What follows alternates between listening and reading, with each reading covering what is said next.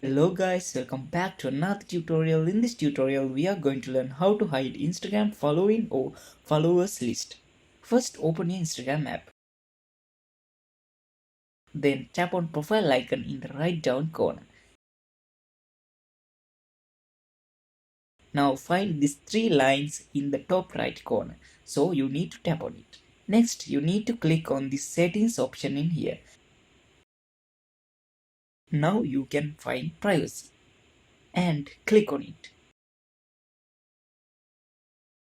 Next, you can find private account mode. So click on the private account mode option. Your following or followers will be hid.